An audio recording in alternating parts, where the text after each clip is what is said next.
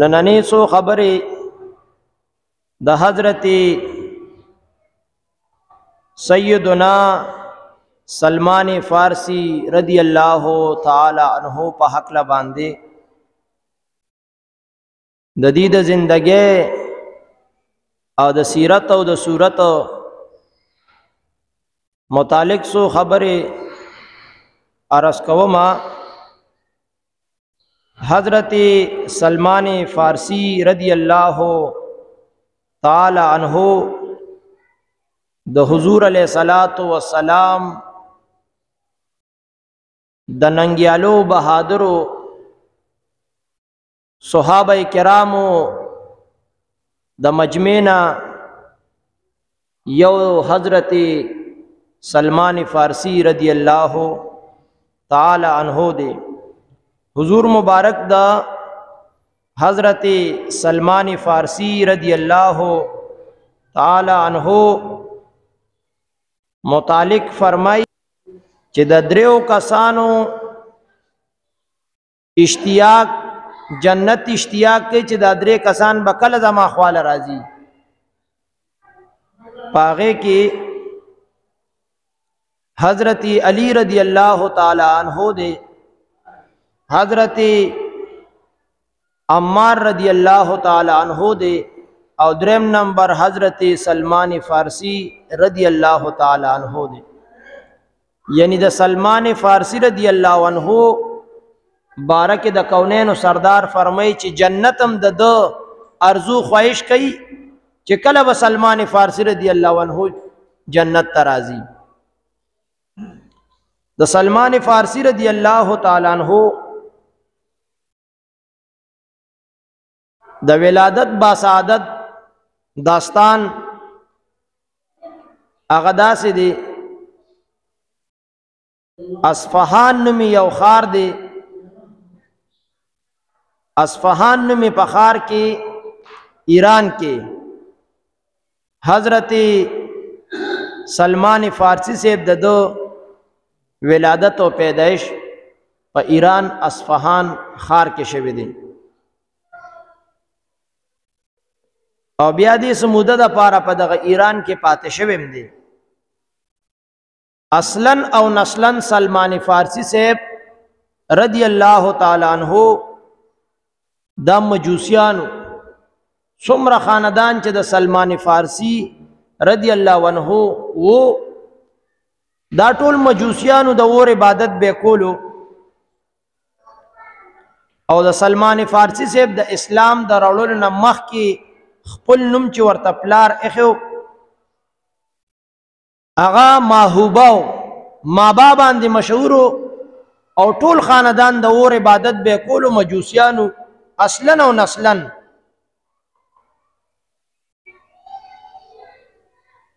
خود دو پزړه کې دین حق طرف ته میلان ډیر زیات سیواو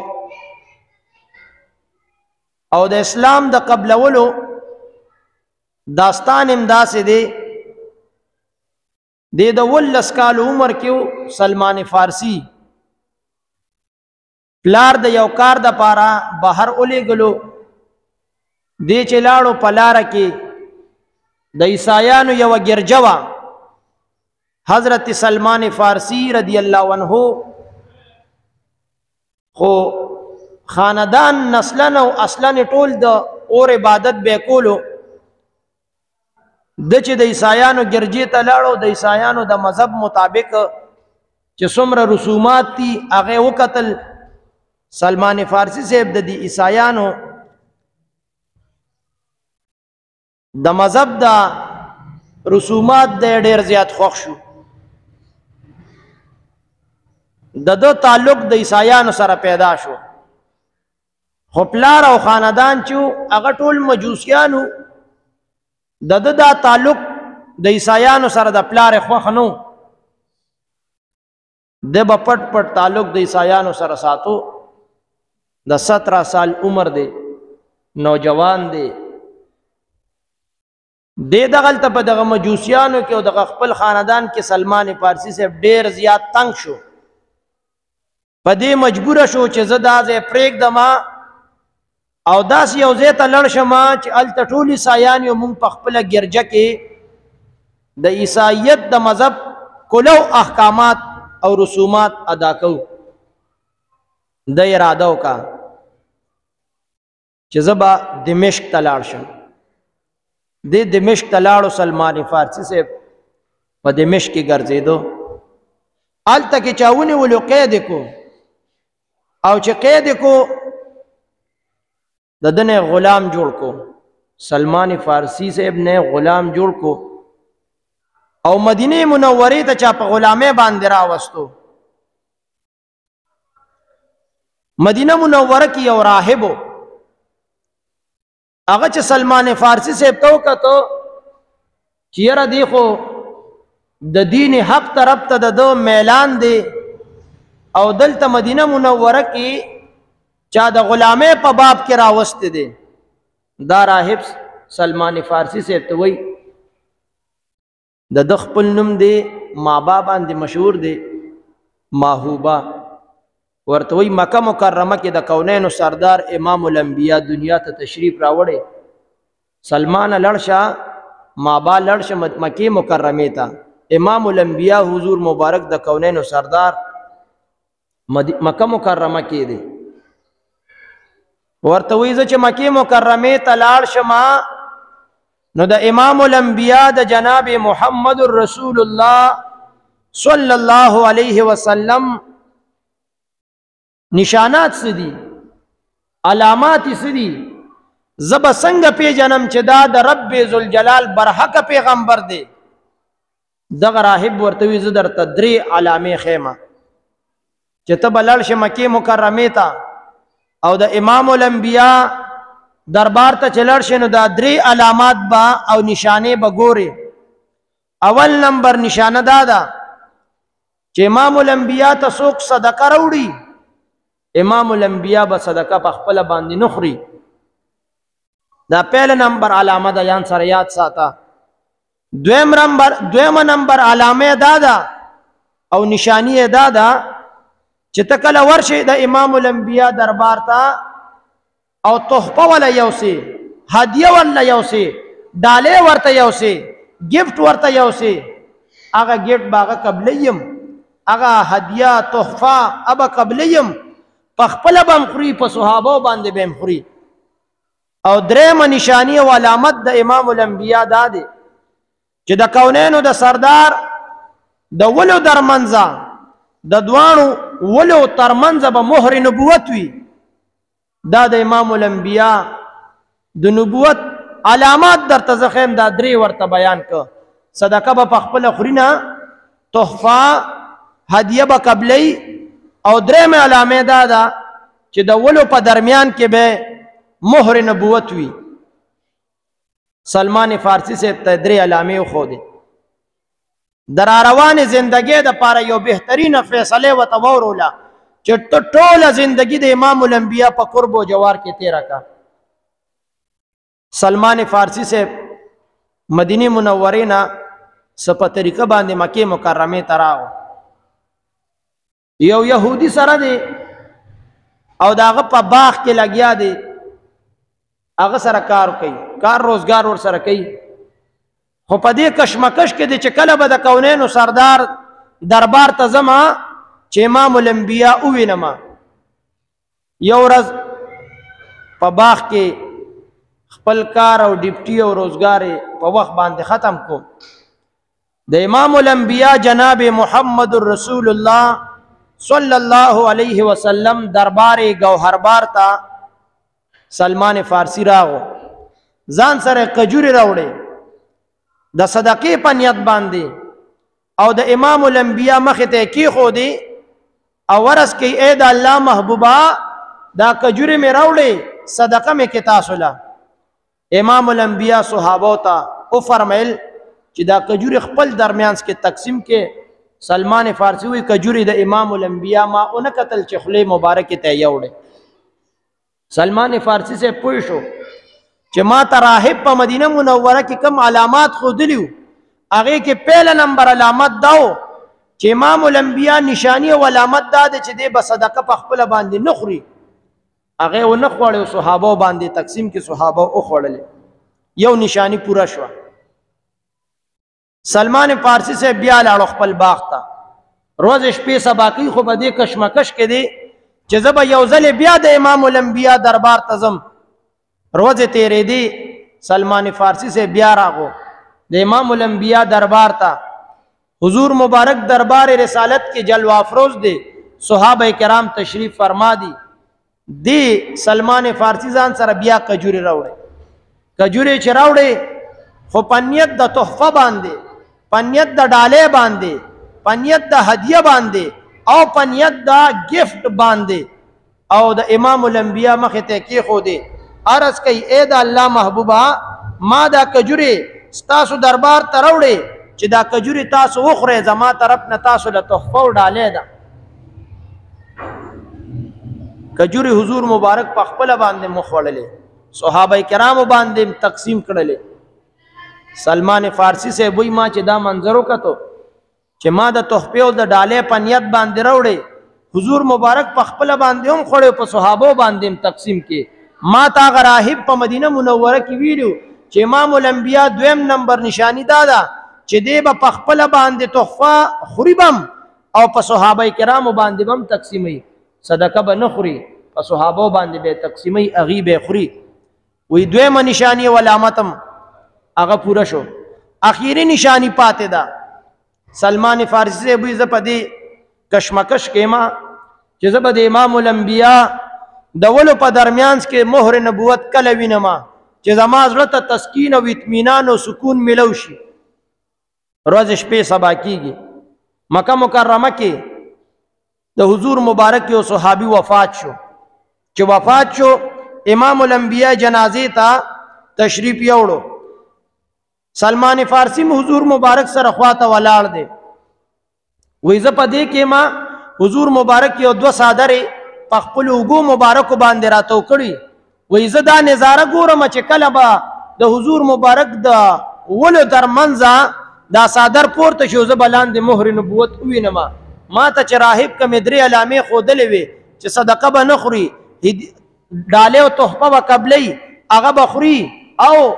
د ولو ترمنځ به د امام الانبیا مهر نبوت وي چې زه دا درېمه علامه مو وینم وای زه په دې سوچ کې ما چې کله به امام الانبیا د ولو نه دا صادر اوچتیږي او زه به مهر نبوت وینم وای حضور مبارک را تشاتو کته ما ته وای سلمانه ستا پزړه کې سدي چې زه مهر نبوت وینم وای ما رزو کو چې قربان زه خو په دې کشمکش کې راغلی ما چې کله به زه دا مهر نبوت وینم و امام الانبیا زما د زړه خبره ما ته کوي سلمانه ته په دې نیت راغلی چې زه مهر نبوت وینم وای ما رزو کو چې یاوم په دې نیت راغلی ما وای د کونینو سردار خپل صادر د وګو مبارکو نه پورته کو ما ته وای سلمانه اوس ګوره مهر نبوت تا سلمان فارسی وای ما ته چې راهب کمې درې علامې د نبی علیہ السلام د نبوت خولې وي هغه درې وانه پوره شو ما د امام الانبیا د ولو په درمیان کې مهر نبوت ولیدلو مې قتل وای بیا راته امام الانبیا فرمای سلمانه دل تراشه او څومره مصائب او تکلیفونه چې پتا باندې راغلي دي دغه ټول تکلیفونه زما د صحابو ته بیان کا حضور مبارک ته یو پیر بیان کا امام الانبیا ورته فرمای سلمانه یو ځل بیا د خپل داستان بیان کا چې تا باندې څومره مرحلې تیرې شوي دي سلمان فارسی بیا شروع شو د سرنا ټول د خپل زندګۍ هغه ټول پس منظر هغه کیسه وته ټوله بیان کا حضور مبارک ورته فرمای سلمانه زما په دې صحابو کې استاد دي کیسې د وجنبا د دین جذبه نورم سیوا شي استاد دي کیسې د وجنبا په دې کې ایمانی قوت نورم زیات شي او د دې به حوصله نورم زیات شي بیا سلمان فارسی چې کوم يهودي سره هغه یو ډیر ظالم انسان په د باندې ډیر ظلم او ستم کولو او په د باندې پویو چې دی خو مکه مکرمه کې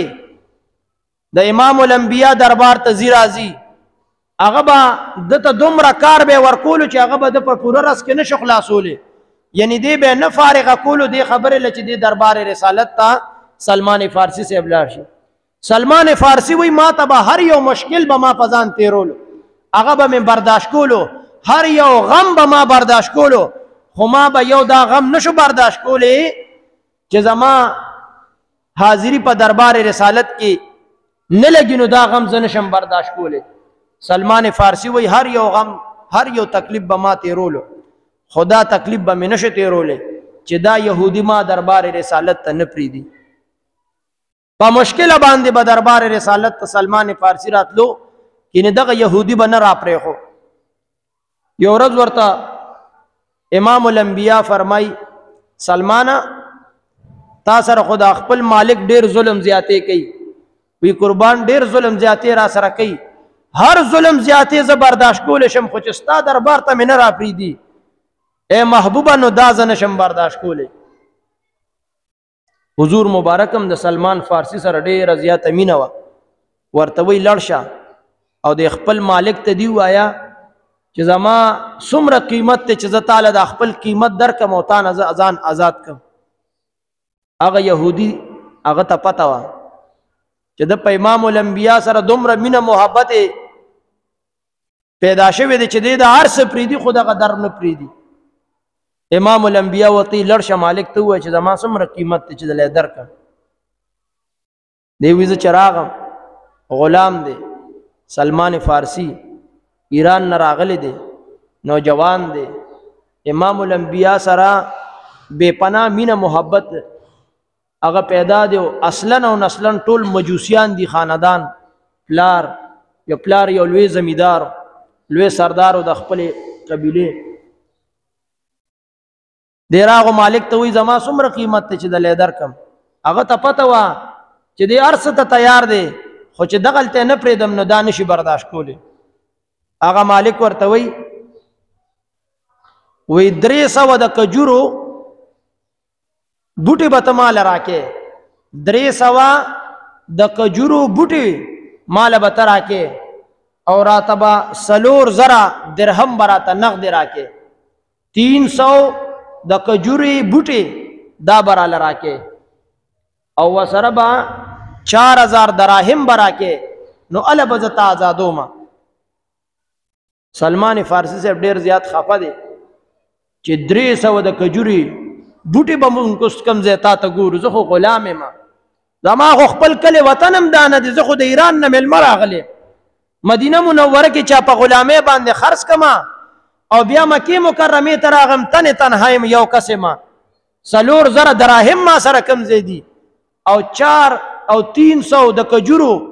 نال شوي بوټي زه کم ځای نه پیدا کم. راغو دربار رسالت ته عرض کوي د الله محبوبه اخو 300 د کجورو بوټي غواړي، 4,000 دراهم غواړي. امام الانبیاء سره ډیر فدایان چې په خپل مال او جان هر څه د حضور مبارک د پاره قربان. حضور مبارک صحابه ته اعلان وکړو اے صحابه سلمان فارسی سے بزادو دغه یهودینا مال او متاع سامان راټول کې اعلان وکړو د 300 د کجورو د بوټو. هغه صحابه را شروع شو خپل کجورو باغونو نه بوټي راخکو د دربار رسالت ته راوړو. 300 کجوري بوټي پورا شو، پیسې پورا شوې. حضور مبارک هغه کجوري په خپل باندې نال کې او سلمان ته وی لړ شو يهودي ته وی چراشه تا چې کوم 300 بوټي د باغ او غنم او کجوري دی غختل راشه هغه باغ دی والا پیسې دی واخله ما آزاد کا. هغه يهودي چوکته هغه وی په یو غلام باندې دا دومره لوی باغ چې 300 بوټي دی پکې 4,000 دراهم دی. حضور مبارک د خپل سلمان سره دومره محبت او اغار سے یهودی لورک یهودی د سلمان فارسی آزاد کو. سلمان فارسی بیا د حضور مبارک سره دومره بے پناه مینا محبت او الفت او عشق چې د هر یو سید د حضور مبارک د پاره قربانولو. حضور مبارک د طرفنا سلمان فارسی سے تا دومره لوړ مقام د حضور علیہ السلام د طرفنا ملو شو چې یا دی غلام دی د بل کلی دی د بل ملک دی مکه تر مدینه منوره ته د غلامه باب کې راغله مکه مکرمه ته حضور علیہ السلام پس راغله هر څه د نبی علیہ السلام د خاطر پریخي دي. حضور مبارک د سلمان فارسی سے بارک فرمای سلمان منا، دا سلمان وی دا زما د اهل بیت نه دی. حضور مبارک فرمای دا زما د کور نه دی، زما د اهل بیت نه دی. عائشہ بی بی فرمای وی سلمان فارسی سے سره به حضور مبارک سره به کله ناسو د شپې به دومره ډېرې خبرې به ور سره کولې او فرمایلې به چې نیمه نه به شپه واوړې د حضور مبارک با سلمان فارسی صاحب سره طبیعت لګېدو او د سلمان فارسی رضی الله عنه سره به خبرې کولې او چې دغه باغ ورکو. تاریخ گواه دی سلمان فارسی صاحب چې دا دومره محبت د نبی علیہ السلام ولیدو. نو دعا کول دي سو کوئی سلمان فارسی صاحب چې د حضور مبارک کې دا درې علامې ولیدي چې دا برحق نبی دی، ایمان یې پرې راوړو، اسلام ته داخل شو. بعضی مورخینو لیکلي چې د کله حضور مبارک دغه یهودی نه د غلامۍ نه آزاد کو، سلمان فارسی صاحب ایمان راوړو او چې ایمان یې راوړو د سلمان فارسی صاحب په صحابو کې ډېر لوړ مقام دی. حضور مبارک د سلمان فارسی صاحب بارک وی جنت د دریو کسانو ارزو او خواهش او اشتیاق او مشتاق دی. جنت وی چې کله به مال د درې کسان راځي، حضرت علی صاحب بکله جنت ته راځي، جنت ارمان کوي. او جنت وی چې کله به حضرت عمار رضی الله عنه به جنت ته راځي. او دریم نمبر جنت وی چې کله به سلمان فارسی جنت ته راځي زه ارزو خواهش کوم. نو جنت د سلمان فارسی صاحب د پاره مشتاق دی، غواړي چې کله به د جنت ته راځي. ځکه دین اسلام کې بیا د د پاره حضور علیه الصلاۃ والسلام لوړ مقام د بیان کو چې دا زمانه دی سلمان منا، سلمان دا زمانه دی. او د سلمان فارسی رضی الله عنه د تقوا بارکه حضور علیہ الصلوۃ والسلام یو جلیل القدر یو عظیم صحابی دے سلمان فارسی سے. عمر فاروق صاحب دور کے حضرت عمر فاروق صاحب دے گورنر مقرر کو پیم پا مدائن کے چھ گورنر مقرر کو دیتے دد پارا 5000 دد یو وظیفہ و تنخواہ مقرر شوا. سلمان فارسی صاحب دمر یو تقوادار صحابیو چې دته بخپل تنخواه 5000 ملاوي ده. هغه 5000 تنخواه به راغشتو ټوله به په خپل رعایا او په خپل دن غرباو باندې به تقسیموله او د په بازار کې کاروبار کول. هغه کاروبار کې چې کومه پیسې به د ګټلې هغه پیسو کې به بیا د درېمې سره راغشتو په غریبانو باندې به تقسیموله. او د تقوا بارکه حضرت حذیفہ رضی الله عنه یو چوپڑے جوڑا کڑے بو پاغ چوپڑے کے بدا حضرت سلمان فارسی رضی اللہ عنہ پاغ کے بشپورز باغد تیرول کہ خلق دتا با عرض کولو چې تاسو گورنر یزان نخپل بیلڈنگ جوڑ کے ندبوی بیلڈنگ نی جوڑم زم پا دغا حذیفہ رضی اللہ عنہ چې کما چوپڑے جوڑا کڑم پا دی چوپڑے کے بزو خپل وقت تیروم. او د اخلاق مبارک د سلمان فارسی رضی اللہ عنہ د اخلاق مبارک راضی او د صبر بارکه وی د یو ملمراغ سلمان فارسی رضی الله عنه کورتا چې وی کته سلمان فارسی صاحب د لوی مرتبه خاوند دی، گورنر دی، د دو خادم او د دو غلام په کور کې نشته، بازار ته تل سودا د پاره. سلمان فارسی صاحب په خپل لګیا دی، خپل ځان د پاره اوړه اغږي. هغه ملما چوکته وای سلمان فارسی تو خو د ډېر لوی مرتبه خاوند دی، تو خو گورنر یو په خپل باندې ځان ته وړه غږي، ستا غلام څه شو؟ سلمان فارسی صاحب اخلاق دادی وته وای ما غلام لېګلې بازار ته، بازار نه چې راشي هغه بستړي نو بیا به هغې نه پس وړه غږي. نو زه نه غواړم چې زما غلام او زما خادم په یو ځای باندې دوه کارونه کوي، نو دا یو کار به ورسره زه وکړم، یو کار به هغه په خپله باندې وکړي. و یو ورځ سلمان فارسی صاحب ته چا کنزل وکړ، وی چې کنزل ورته وکړ، سلمان فارسی صاحب صبر وکړو. ورته وی که چېرته ورځ د قیامت د سلمان فارسی صاحب اعمال تللی کیږي او پاغی کې زما بد اعمال زیات شي او ښه اعمال مې کم شي، نو دا تا چې ماله کومه کنزله وکړه د دې نه به په ورځ د قیامت زه زیات بدتر یم. خو که نه ورځ د قیامت د سلمان فارسی اعمال وتللی شي او زمان نیک اعمال زیات وي او غلط او بد اعمال مې کم وي، نو دا ته چې ما ته بد رد وي او کنځل راته کې، نو چې زما په ورځ د قیامت باندې اعمال ډیر وي او زیات وي،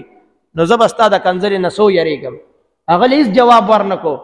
هغه چې د سلمان فارسی صاحب دا ښه اخلاق وکتو او صبر یې وکتو،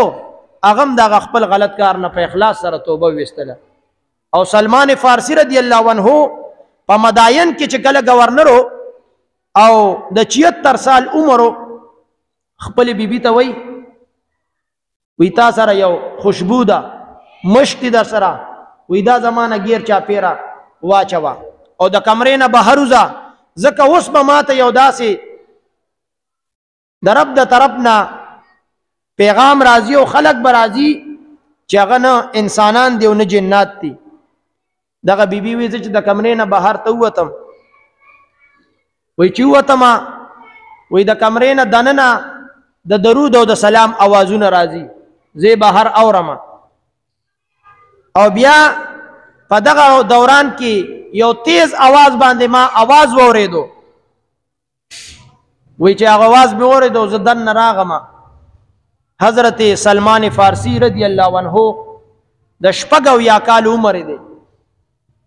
سلمان الخیر د لقب دی. وی سلمان الخیر سلمان فارسی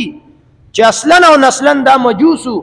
خو د امام الانبیاء سره بے پناه مینه محبت و ډیر تکلیفونه برداشت ک. په غلامه باندې د دمشق نه چاواغشت مدینه منورې ته راوړو، د مدینه منورې نه راغو امام الانبیاء لټون پسې يهوديانو په ظلم او ستم کولو، هر څه برداشت کولو، امام الانبیاء باندې ایمان راوړو. او بیا د ایمان په حالت کې چې کم ځای کې غزوه او جنگ راغلی دی، سلمان فارسی سے پاول دسته کې سلمان فارسی سے شامل دی. بیبي وی چې کمرې ته راغم، درود او سلام اوازونه راتلو، یو تیز आवाज ما وریدو. د شپږ یو کال عمر دی، عمر ډیر زیات تیر شوی دی، ضعیف العمر معمر. وی چې مې کته یو تیز आवाज باندې आवाज راغی. بیبي وی چې کمرې ته راغم، وی سلمان فارسی رضی الله عنه په خپل بستر باندې محوه خواب دی، داسې ښکاره کیږي چې دی آرام فرما دی، اوده دی. خو چې مو کته وی د سلمان فارسی رضی الله عنه داغه خپل وخت هغه پوره شوی او روح ته نه پرواز کړو، او د مزار هغه مداین کې دی، ډیر خلک وته زیارت ته. نو دا د صحابه کرامو دغه داستان دی چې ډیر تکالیف تیر کا داغه تکالیف نه بعد رب ذوالجلال د حضور مبارک د قرب او جوار او د ایمان دروړلو د دغه لوی نعمت په وجه رب ذوالجلال دی تعظیم عظیم مقامات ورنصیب کا. ذکر رب ذوالجلال د صحابه بارک فرمای رضی الله عنه، رب ذوالجلال فرمای زد دین راضی ما د کونینو سردار بیا د سلمان فارسی رضی الله عنه بارک فرمای چې جنتم غواړي چې کله با سلمان فارسی صاحب زما خواله راضی او مال برازی. نو رب ذوالجلال دی مونږ او تاسو ټول د صحابه کرامو په نقش قدم باندې روان کی، او رب ذوالجلال دی دغه داستان د صحابه د اورېدو په برکت باندې رب ذوالجلال دی زمونږ په حال باندې رحم کی، او رب ذوالجلال دی دغه پاکو خلکو د تذکرو په برکت باندې زمونږ او د تاسو ټولو صغیر او کبیر ګناونه معاف کی.